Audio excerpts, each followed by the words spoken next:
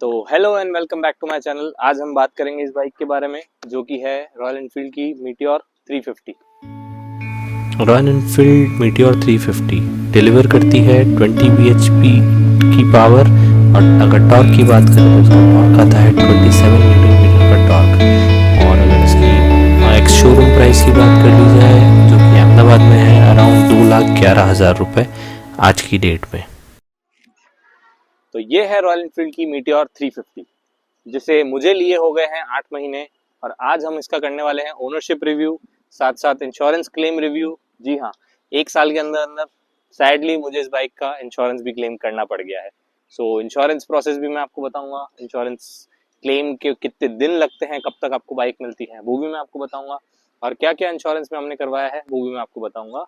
Plus कैसी है bike, कैसी चलती है, कैसा रिस्पॉन्स है, और सबसे मेन सर्विस सेंटर कैसा रिस्पॉन्स करता है जब हम सर्विस में जाते हैं, और इंश्योरेंस क्लेम में कैसा रिस्पॉन्स करता है जब आप गाड़ी इंश्योरेंस में रखते हैं। तो ऐसी कुछ है बाइक की लुक्स, आपने देखी रखी होगी बहुत बार वीडियोस में, फोटोज में। इसका एक अपडेटेड वर्जन भी आ चुका है। जब मैंने ली तभी आ गया था, बट मुझे इसके लुक ज़्यादा पसंद है। मुझे ये बाइक ज़्यादा बोल्ड दिखने में, ज़्यादा रॉ और अच्छी दिखती थी, इस वजह से मुझे यही लेना था। तो मैंने यही लिया, जबकि मैं चाहता तो वो ले सकता था, वो मॉडल आ चुका था। बट इस बाइक का मुझे लुक पहले से बहुत पसंद था, मुझे हमेशा से ये बाइक ओन करनी थी, इसलिए मैंने ये वाला मॉडल और ये वाला वर्जन खरीदा। तो सबसे पहले गाड़ी के बारे में मैं आपको बता दूं, लुक्स आपने देख ही ली गाड़ी की। इस तरीके की कुछ चाबी मिलती है, टिपिकल रॉयल एनफील्ड की चाबी सब गाड़ियों में सेम आती है। चाबी को हम लगा देंगे यहाँ। ये इसका मीटर कंसोल है, इसमें बेसिक फीचर्स मिलते हैं, आपको ज़्यादा कुछ नहीं आते। अपडेटेड वाले में बहुत फीचर्स हैं, उसमें गियर भी दिखाता है, इसमें आपको गियर इंडिकेशन भी नहीं दिखाएगा। इसमें सिर्फ आपको fuel, odometer, time, that's it, और fuel indication and speed limit. तो इस तरीके का कुछ स्पीडोमीटर है। यहाँ पे सारी वार्निंग लाइट्स आती है, ABS, battery, engine check light, ये सब। ये आपका ऑन ऑफ हो गया। ये मिरर मैंने आफ्टर मार्केट लगवाया है, मुझे ऐसे लुक वाला मिरर बहुत पसंद था, इसलिए मैंने आफ्टर मार्केट लगवाया है। रॉयल एनफील्ड का भी आता है, बट मुझे इसकी डिज़ाइन ज़्यादा पसंद है। ये आपका सेल्फ स्टार्ट हो गया। ये हैजार्ड लाइट ऑन करने का हो गया, दिस इज हेडलाइट। ये turn indicators, horn, everything, clutch. ये इसका फ्यूल टैंक हो गया। मुझे ब्लैक कलर पर्सनली बहुत पसंद है, पर अगर आप ब्लैक कलर मेंटेन नहीं कर सकते हैं तो प्लीज़ अवॉइड करना। मुझे भी ऐसा लगता है, क्योंकि काफ़ी स्क्रैचेस 1 साल के अंदर अंदर ही मेरी गाड़ी पे हो चुके हैं। आप देखेंगे काफ़ी scratches and touching and all that चीज़ें दिखेगी आपको। तो अगर ब्लैक ले रहे हो तो पीपीएफ करवा लो, या फिर कोई डार्क कलर लो जिसपे स्क्रैचेस ना दिखे, क्योंकि ब्लैक पे तो बहुत स्क्रैचेस दिखते हैं हमेशा ही। कोई भी गाड़ी हो, ब्लैक कलर बहुत मेंटेनेंस मांगता है। सो जितना हो सके आप ब्लैक कलर अवॉइड करें तो ज़्यादा अच्छा। पर अगर पसंद है मेरी तरह और मेंटेन करना है तो प्लीज़ लीजिए, मुझे बहुत पसंद है। तो अब बात करते हैं मैंने इसमें इंश्योरेंस में क्या क्या करवाया है। सबसे पहले इंश्योरेंस में मेरा काफ़ी चीज़ें डैमेज हुई थी, बिकॉज मेरी गाड़ी स्किड हो गई थी रात के टाइम पे। तो ये साइड का जो आप पोर्शन देख रहे हैं, जो ये सामने की तरफ है, पीछे की तरफ नहीं, इस तरफ से मेरी बाइक गिरी थी। सो मैंने चेंज करवाया है बहुत सारी चीज़। एक तो आप ये स्क्रैच देख रहे होंगे, ये मैं जब ये क्रैश हुआ तब का स्क्रैच है, बट ये बहुत माइनर था इसलिए मैंने इसको चेंज नहीं करवाया। अब यहाँ से मेरी गाड़ी डैमेज होती चली गई, ये स्क्रैच हुआ, उसके बाद ये स्क्रैच हुआ, सो हेडलाइट पूरी नहीं है। उसके मेरा स्पीडोमीटर स्क्रैच हुआ, तो ये पूरी नहीं है। उसके बाद मेरा रॉयल एनफील्ड का सिंबल आप अभी भी देख सकते हैं, इस पर हल्के फुल्के टचअप दिख रहे होंगे आपको, तो ये भी नया है, बिकॉज ये भी स्क्रैच हो गया था। टैंक स्क्रैच हो गया था तो ये रीपेंट हुआ है। उसके बाद ये स्क्रैच हो गया था यहाँ पे, तो ये रीपेंट हुआ है। ये स्क्रैच हो गया था यहाँ से, ये भी रीपेंट हुआ है। और फुटरेस्ट, ये फुटरेस्ट पूरा टूट चुका था, सो ये नया है। और ये भी अब अभी भी हल्का फुल्का यहाँ पे शायद आपको दिख जाए, फोकस कर रहा हूँ, ये भी स्क्रैच अभी भी है। ये क्लेम में नहीं लिया उन लोगों ने, ये सब चीजें। और ये एक हेडलाइट, मेन चीज ये हेडलाइट, ये नहीं डली है।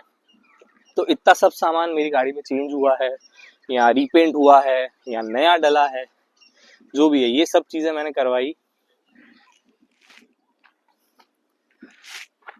तो आपने जैसे कि देखा कि ये सब चीजें मेरी गाड़ी में चेंज हुई थी, जिसके इंश्योरेंस क्लेम में मुझे लग गए ऑलमोस्ट उन्होंने मेरी गाड़ी 20 दिन रखी, जो कि मुझे लगता है पर्सनली बहुत ज़्यादा टाइम है। मतलब क्लेम पास होने के बाद 1 हफ्ते से ज़्यादा नहीं लगनी चाहिए, क्योंकि कोई भी मेजर पार्ट डैमेज नहीं है, इंजन डैमेज नहीं है, क्लेम मेरा पास हो गया था 1 वीक के अंदर। उसके बाद इन लोगों ने 12 to 13 डेज लिए हैं। मैंने 1 तारीख को गाड़ी दी थी, मुझे 20 तारीख को मिली है टू बी प्रिसाइज। तो ये सब पार्ट चेंज होने के बाद 20 दिन के बाद मुझे गाड़ी मिली। नो डाउट इंश्योरेंस क्लेम का प्रोसेस बहुत स्मूथ था, बट टाइम कंज्यूमिंग बहुत ज़्यादा था। मुझे जिस दिन मैं क्लेम पे रखने गया गाड़ी, उस दिन मेरे 2 घंटे गए। उसके बाद बीच में एक बार सर्वे के लिए मुझे बुलाया गया, तब मैं गया, तब मेरा 1 डेढ़ घंटा वेस्ट हुआ। उसके बाद फाइनली जिस दिन मैं डिलीवरी लेने गया, उस दिन तो ऑब्वियसली मुझे बाइक लेनी ही थी, तो 3 बार मुझे जाना पड़ा। उसके अलावा ये सारे प्रोसेस के काम देखने पड़े। काफ़ी डैमेज हुई मेरी बाइक, बट मुझे अभी भी ऐसा लगता है कि 20 दिन it's a too much time. 20 दिन में अगर मैं मेरी कार भी इंश्योरेंस में देता हूँ तो वो भी आ जाती है। अब ये डिबेटेबल चीज़ है कि आप ये कह सकते हो कि कार हो या बाइक हो, रिपेयरिंग वर्क पे तो टाइम लगता है, बट मेरी बाइक में कुछ भी ऐसा मेजर रिपेयर वर्क नहीं हुआ था। सिर्फ पेंटिंग डेंटिंग का काम हुआ है, और एक हेडलाइट चेंज हुई है और एक साइड लाइट चेंज हुई है। बाकी सब एज इट इज है। और चेंज करने में भी मुझे लेट इसीलिए किया कंपनी ने, जो मुझे रीजन दिया गया रॉयल एनफील्ड से, वो ये दिया गया कि ये वाला जो मेरी गाड़ी का पार्ट है, ये वाला पार्ट मेरी गाड़ी का उनके पास स्टॉक में नहीं था। अब इस एक पार्ट की वजह से उन्होंने मुझे और 3 से 4 दिन वेट करवाया, जो कि मुझे लगता है कि अनफेयर है। एंड में तो मैंने ये भी कह दिया था कि अगर आपके पास ये अभी नहीं है तो मुझे दे दो, मुझे गाड़ी आप दे दो, जब आ जाए मुझे कॉल कर देना, मैं आके लगवा लूंगा। तो दे सेड कि फिर आपको इंश्योरेंस में नहीं मिलेगा, आपको पे करना पड़ेगा इसका। तो इसकी कॉस्ट थी कुछ अराउंड 1000 रुपीज आई गेस, जितना मुझे याद है। सो मुझे लगता है कहीं ना कहीं के ज्यादा है। और उसके बाद अगर नहीं भी था तो उनको मुझे इंश्योरेंस क्लेम में देना चाहिए था, नहीं तो मुझे और 3 दिन वेट करना पड़ा इस चीज के लिए, which is very wrong. But हाँ, फाइनली मैं जिस दिन गाड़ी लेने गया तो लकीली उनके पास ये पार्ट आ गया और उन्होंने मुझे इंश्योरेंस में ही लगा दिया, तो मेरा ये प्रॉब्लम सॉल्व हो गया। बट अगर नहीं होता तो आई गेस मुझे 1000 रुपये पे करना ही पड़ता है। अब बात करेंगे क्लेम प्राइस की, मैंने कितना बिल पे किया। तो जो बेसिक क्लेम मेरा आईसीआईसी का क्लेम इंश्योरेंस था, जो कि मुझे बाइक के साथ ही आया था ऑब्वियसली, वो मुझसे से फाइल चार्ज लिया गया 1000 रुपये के अराउंड। उसमें मेरा ये सब काम कंप्लीट हो गया, जिसमें मैंने आपको बताया ही मैंने क्या क्या करवाया है। बाकी 8 महीने हुए हैं इस गाड़ी को, 2 सर्विस मैं करा चुका हूँ, अभी तीसरी सर्विस ड्यू है मेरी। मैं आपको किलोमीटर्स नहीं दिखा सकता क्योंकि मेरा मीटर चेंज हुआ है, तो किलोमीटर ऑब्वियसली रीसेट हो गए हैं। अगर आप देख पा रहे हो तो ये अभी 1000 किलोमीटर दिखा रहा है। मेरी गाड़ी ऑलमोस्ट 7000 किलोमीटर चल चुकी है, 6 से 7000 किलोमीटर जितना मुझे याद है। फिर भी मुझे अब इसकी रॉयल एनफील्ड की ऐप आती है, उसके अंदर दिखाएगा कि मैंने सेकंड सर्विस कितने किलोमीटर पे करवाई थी, तो उस हिसाब से मैं ये 1000 किलोमीटर से ऐड करके थर्ड सर्विस का आइडिया लगाऊंगा। अब हाँ ठीक है, मीटर चेंज हुआ तो थोड़ा ऑब्वियसली किलोमीटर जीरो हो गया, बट थोड़ा सा इनकन्वीनियंस है कि याद रखना पड़ता है। अब जैसे कि उसमें सर्विस का सिंबल आ गया है, बट वो फर्स्ट सर्विस का दिखा रहा है, बिकॉज क्योंकि फर्स्ट सर्विस 500 किलोमीटर के बाद होती है और मेरी थर्ड सर्विस है, तो वो अभी ड्यू नहीं है। बट अब थोड़े टाइम में मुझे लगता है करवानी पड़ेगी। सर्विस एक्सपीरियंस की अगर बात करें तो फर्स्ट सर्विस मैंने जब इसकी करवाई थी वो 1000 किलोमीटर पे करवाई थी मैंने। उसमें ज़्यादा कुछ होता नहीं है, ये लोग वॉशिंग करते हैं, बेसिक गाड़ी का चेकिंग करते हैं, और आपको अगर कोई इशू है तो रिजॉल्व कर देते हैं। ऑयल भी चेंज नहीं होता है, I guess Royal Enfield second service को ऑयल चेंज करता है, फर्स्ट सर्विस को ऑयल चेंज नहीं करता है, तो उसमें भी मुझे कुछ करवाना नहीं पड़ा था। तो first service as such smooth थी क्योंकि कुछ होता नहीं है बाइक में। लेकिन जब मैंने सेकंड सर्विस में दी बाइक, जो कि अराउंड 5000 किलोमीटर पे होती है, जहाँ तक मुझे याद है 4000 या 5000 किलोमीटर पे होती है, क्योंकि एग्जैक्ट मैं देख के बता दूंगा। 5000 किलोमीटर पे होती है वो सर्विस। उसमें इसका मैंने इंजन ऑयल चेंज करवाया था, बेसिक सर्विस हुई थी, और मुझे एक स्टार्टिंग से इस बाइक में कंप्लेंट थी, इशू थी, जो लेने के साथ ही पहले दिन से थी, जो आज तक है, जो मेरे इंश्योरेंस क्लेम के बाद भी इन लोगों से सही नहीं हुई है, विच इज दिस पार्ट। ये देख रहे हो आप, ये कितना लूज है। दिस इज लॉक, ये लॉक है, अभी ये खुला हुआ नहीं है, यहाँ पे ये लॉक है, ये लॉक लगाओ और ये लॉक होना चाहिए, पर ये देखो आप कितना लूज है। अब ये ऐसे मारने के बाद थोड़ा सा अंदर चला जाता है, बस दैट्स इट। उनका कहना ये है कि ये ऐसा ही होता है। कैसे हो सकता है ऐसा? ये नई बाइक है, मैंने जिस दिन से शोरूम से ली है उस दिन से ये ऐसा ही है। अब आई डोंट नो सब में ही ऐसा है कि मेरी में ऐसा है। वहां खड़ी हुई 1 मीटर मैंने चेक की, उसमें तो ऐसा नहीं था टू बी फ्रैंक, बट इसमें है, आई डोंट नो व्हाई। अब है तो कुछ नहीं कर सकते। फर्स्ट सर्विस में मैंने इसकी कंप्लेन की, कुछ नहीं हुआ। सेकंड सर्विस में मैंने इसकी कंप्लेन की, कुछ नहीं हुआ। इवन इंश्योरेंस क्लेम करते टाइम मैंने उनको बोला कि सर ये टाइट करवा दीजिएगा, उन्होंने बोला सर हो जाएगा, कोई बड़ी चीज नहीं है, तो ओके ही है। उन्होंने ऐसा कर दिया, फिर दूसरे दिन ये वैसा का वैसा हो गया, क्योंकि उनका कहना ये है कि यहाँ पे वैक्यूम लॉक आता है। यहाँ पे कोई फिजिकल आप देख रहे हो कोई लॉक नहीं है, कोई ऐसे प्लास्टिक का पार्ट भी नहीं है जिसपे फिक्स होता हो, इट्स जस्ट वैक्यूम। तो ये वैक्यूम से ही टाइट होता है। अब वो वैक्यूम वो टाइट करते हैं, 2 दिन बाद खुल जाता है, फिर वो टाइट करते हैं, फिर 2 दिन बाद खुल जाता है। सो ये तो मैं करा करा के थक चुका और मैं इसको एक्सेप्ट कर चुका हूँ कि ये ऐसा ही होगा। हालांकि इससे मुझे कोई बाइक चलाने में दिक्कत नहीं आ रही, बट नहीं होना चाहिए ना, नई बाइक में ऐसा नहीं होना चाहिए। ये मैंने ऑलमोस्ट 2 लाख से ऊपर इस चीज पे खर्चे हैं, तो fit and finish not so great, या मेरे साथ तो नहीं है अभी तक। हो सकता है बाकी किसी और गाड़ी में ना हो, मेरी गाड़ी में तो ये पर्टिकुलर दिक्कत है। अब क्यों है वो तो नहीं पता, और किसी की गाड़ी में हो तो मुझे कमेंट करके जरूर बताना कि आपकी गाड़ी में ये लॉक कैसा है। मैंने तो किसी और एंटर में ऐसा, किसी और मीटियोर में ऐसा नहीं देखा है, इसमें ऐसा है लेकिन पता नहीं क्यों। तो ये तो सब हो गए नेगेटिव पॉइंट्स। अब बताता हूँ मैं बाइक के पॉजिटिव पॉइंट्स जो मुझे सबसे ज़्यादा पसंद है, जिस वजह से मैंने बाइक ली है। सबसे पहले आते हैं इसके लुक्स।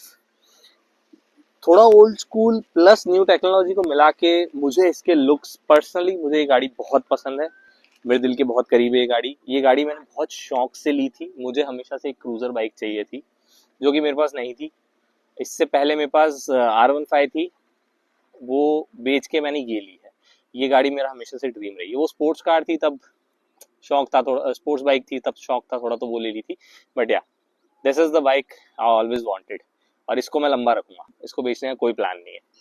सो पॉजिटिव सबसे पहला लुक्स, एक नंबर। क्या गाड़ी लगती है, दूर से चल के आती है, क्या लगती है गाड़ी। इसके टायर साइज आप देख लो, जो रॉनेस है, जो इंजन का वॉइस है, इंजन रॉर करता है इसका। नो डाउट थोड़ा वाइब्रेशन है, थोड़ा हीट होता है, बट वो तो अब सभी रॉयल एनफील्ड में है तो वो ठीक है, बट वही इसकी रॉनेस है। अब वही आप पसंद हो आपको तो ही ये बाइक आपको अच्छी लगेगी। उसके बाद बैठ के चलाने में जो फील आता है, अगर मैं आपको बैठ के दिखाऊं तो इस एंगल से अगर आप देखो तो जो ये क्रूजर बाइक है, इसका जो फील आता है जब रोड पे चलती है ये गाड़ी, तो इट्स अ डिफरेंट थिंग। इसको चलाने का एक अलग कंफर्ट है। प्लस आपको लॉन्ग ट्रिप्स करनी हो, हाईवे पे चलानी हो, क्या एक तो इसका वेट, इसकी स्टेबिलिटी, सस्पेंशन इतने बढ़िया हैं।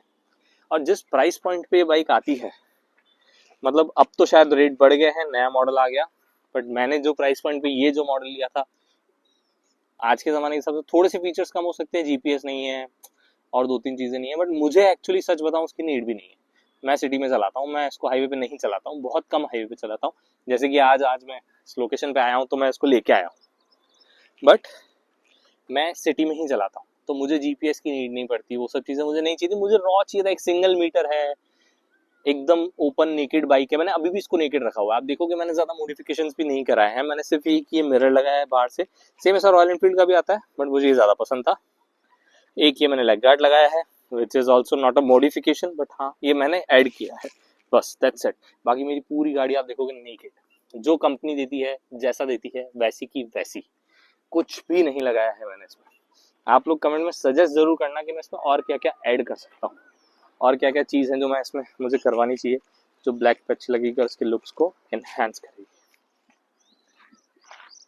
वीडियो अच्छी लगी हो तो कमेंट्स में ज़रूर बताना। ऐसी और वीडियो के लिए सब्सक्राइब, फॉलो और कमेंट ज़रूर करना। और इसके बारे में आपको कोई भी डाउट हो, कुछ भी जानना हो इस बाइक के बारे में, ओनरशिप के बारे में, आपको लेनी चाहिए नहीं लेनी चाहिए, पॉजिटिव क्या है, नेगेटिव्स क्या है, कुछ भी आपको सवाल हो कमेंट में आप मुझसे पूछ सकते हैं। मेरे इंस्टाग्राम पे भी आप मुझे फॉलो करके सवाल पूछ सकते हैं, इंस्टाग्राम की लिंक में डाल दूंगा। आज के लिए खैर इतना ही, मिलते हैं दूसरी वीडियो में जल्द ही। Thank you so much.